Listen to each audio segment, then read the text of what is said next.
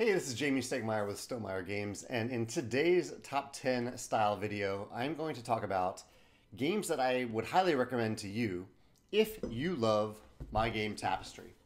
So Tapestry is a civilization game that I designed a couple years ago. We have one expansion in the works, or not in the works, out right now, Plans Employees, and we have another expansion in the works as we speak. And so I thought it would be fun to talk about, like if you already know that you like Tapestry, some games that you might want to try that are in the same realm that have similar aspects to it. So let's jump right into that and see. And let me mention some honorable mentions real quick. A few that ambassadors mentioned are Deus, Dominations, Hadara, Imperial Settlers, and Through the Ages. All right, so let's jump right into the top 10. So one aspect of Tapestry that I think is important to the game, that is integral to the game, is that there is each player has an income mat. I should have examples of everything right here. Yeah, here we go. Here's the income mat. And on this income mat, you're going to place buildings at the beginning of the game that are unbuilt. You haven't built these buildings yet. And then you'll remove them to reveal all this great income, all these resources, these points, these other things that you can get from these income tracks. And so there are a couple of games on this list that use this mechanism where you're pulling something off a player mat to reveal better income.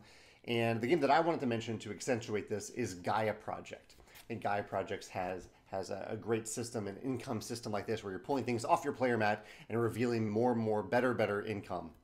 Also, one thing that I should mention about Gaia Project that directly inspired these player mats is the resource track down here. There are 4 different resources in Tapestry, and in Gaia Project, I think there are 3. And you track them on a little track, just one token on the track that you slide back and forth. It actually makes it really easy to see at any given point how many of that resource you have. It's easy to just move the token, and you'd be surprised by how rarely you actually just jostle the mat and move that token in ways that you don't expect. It's very, very rare. And also it means that you don't need to provide a ton of resource tokens. You only need 1 of each type per player, which I thought was really handy. And just I found its convenience really nice in Gaia Project. So Gaia Project is my number 10 as it relates to the income mats in Tapestry. At number 9 is another game that I have down here, and that is Lost Ruins of Arnak. Now the reason I included Lost Ruins of Arnak on this list is because it has that one more turn feel to it, where you're trying to eke out, somehow get one more resource and eke out one more benefit from that resource, one more action, try to think one more action. And Tapestry definitely has that feel, especially as you get later and later in the game. You're trying to do one more thing just to get one more resource so you can move up a track and get one more awesome benefit. And you definitely get that same feel in Lost Ruins of Arnak. So I thought that was a good comparison here, that if you enjoy that aspect of Tapestry, if you need one more turn, one more resource, one more action, that you'll also enjoy Lost Ruins of Arnak, which definitely has that feel to it as well. At number 8 on my list, I wanted to include a civilization game, and one of my favorite civilization games that isn't Tapestry is Seven Wonders Duel. This is a lighter civilization game, but I think that's okay. I think that's why the game works. I don't necessarily want a 12-hour civilization game. I like the 30-minute experience provided by Seven Wonders Duel, or the 90-minute experience provided by Tapestry.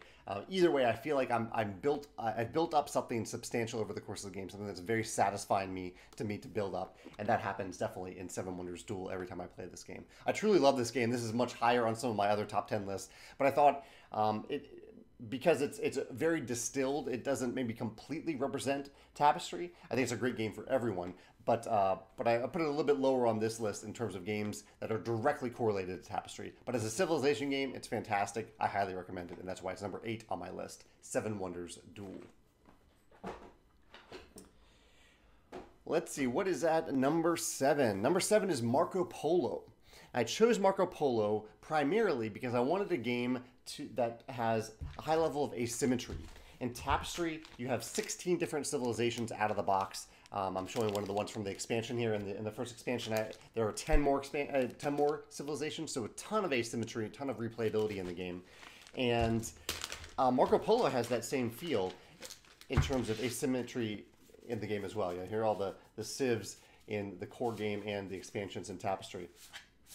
And one of the things that I thought specifically about Marco Polo that's worth mentioning here is that the civilizations don't have too many ongoing benefits that you need to keep track of, because I found, especially in designing Tapestry, that the more ongoing things I gave players to think of, the more they forgot that they were there, because there's a lot of other stuff going on. You're using your brain for a lot of different things in Tapestry.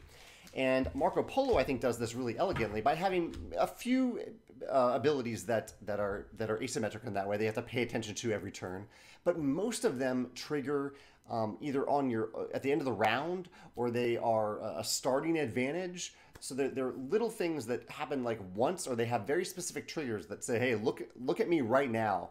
This is when you need to look at me, rather than having you need to constantly pay attention to them. And I think Marco Polo, Voyages of Marco Polo, does that in a really elegant way with its asymmetry. Also, I think in Marco Polo, you can essentially ignore the asymmetry. I think it really enhances the game. It adds to the replayability. But if it's just too much for you to pay attention to at any given time, you can ignore it. You can focus on the other aspects of the game. And the same goes for Tapestry if you just can't handle that mental overload at any given time. So that is the Voyages of Marco Polo at number 7. At number 6 on this list, I included one of our games. I tried to do this for these lists. I wanted to include one other Stonemaier game. And that game is Scythe. Scythe actually has a lot of similarities to Tapestry. One little thing is Scythe has a robust solo mode, as does Tapestry from Automa Factory. It has a map, and I'll get into the map in a minute with another one of these examples, but it does have a map that you are interacting with other opponents on a common shared map. And it also has player mats where you are pulling stuff off those mats and making those mats different. It's not income inside that just improves your actions, but it does have that similarity of every time you're doing something with your mat, you're improving that experience. And overall, they're both engine building games. So I think that if you do enjoy Tapestry and you haven't played Scythe, I highly recommend checking out Scythe as well. That's number 6. We're into the top 5 now. At number 5 is one of the games that I originally compared Tapestry to, and that is A Feast for Odin. The main reason I wanted to recommend A Feast for Odin with Tapestry is that A Feast for Odin uses a strong polyomino puzzle. And I almost mentioned the Isle of Cats, which could easily be on this list for that polyomino puzzle where you're trying to fill up your ship in the Isle of Cats. But in Feast for Odin, you also have that polyomino puzzle, and that is represented in Tapestry through your capital city. In your capital city, you're trying to fill it up. Every time you fill up a district, you get a resource right away. And over the course of the game, as you fill up rows and columns, you're gaining victory point income for every row and column that you've completed. So it's a little bit of an abstract puzzle, but it also, I think, as we've seen in many polyomino games, it just feels good to fill up that space. And you do so in Tapestry with these big pre-painted miniatures. So there's a sense of elevation to it as well. It's not just flat on the table. But A Feast for Odin definitely has a wonderful polyomino puzzle as well, especially one where you're trying to work around certain spaces and not cover them up.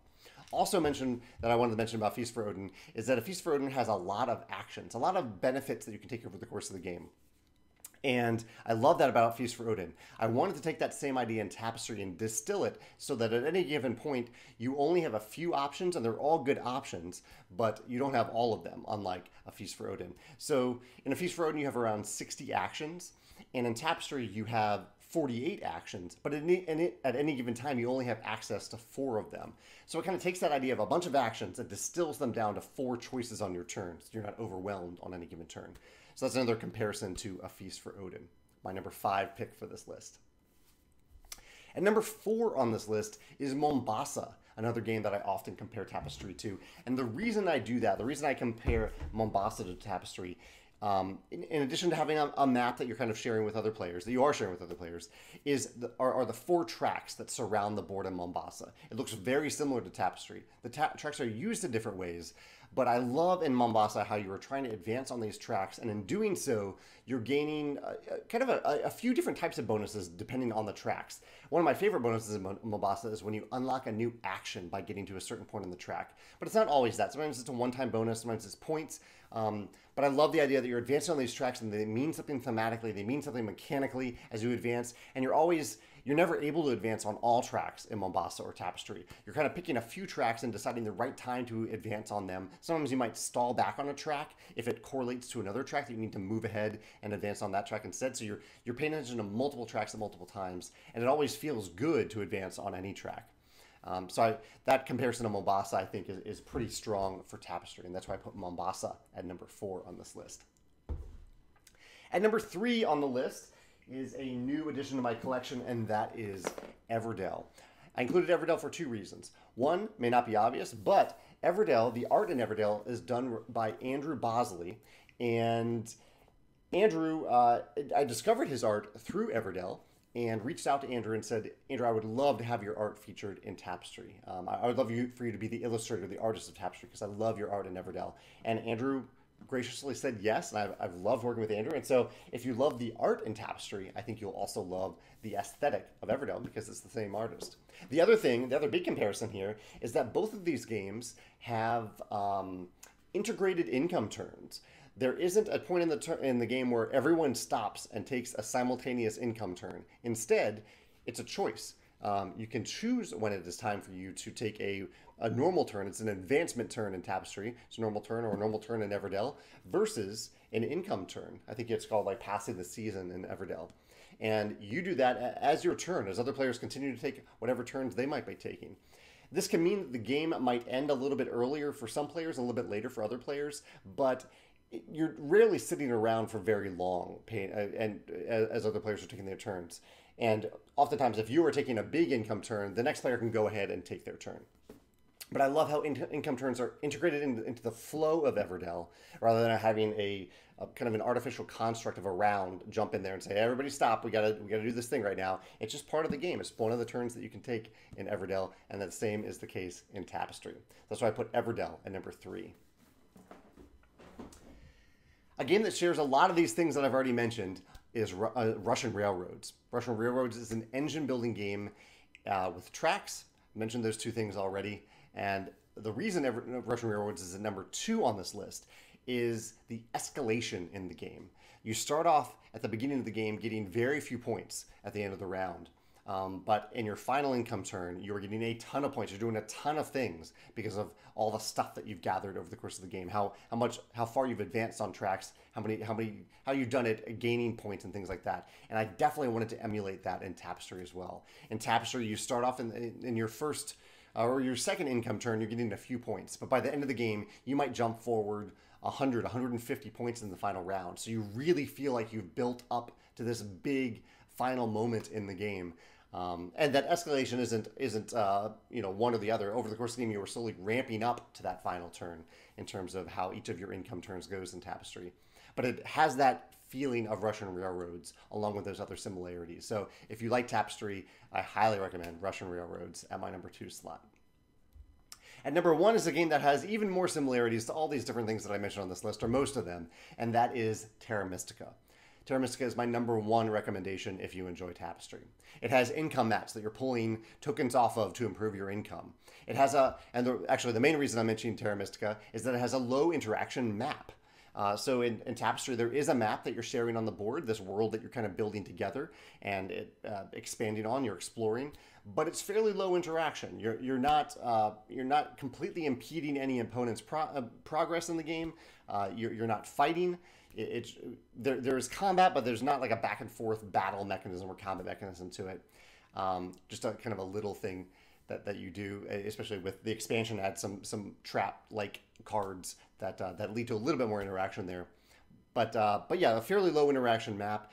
Terra Mystica has a high level of asymmetry in terms of the different factions in the game. It's engine building. It kind of does feel, it's not a civilization game, but Terra Mystica feels a bit like a civilization game.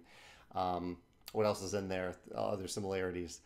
I think those are all the similarities so far. But Terra Mystica just really has a very similar feel to Tapestry. So if you enjoy Terra Mystica, I highly recommend Tapestry. If you enjoy Tapestry, I highly recommend Terra Mystica. I would love to hear your thoughts in the comments as well.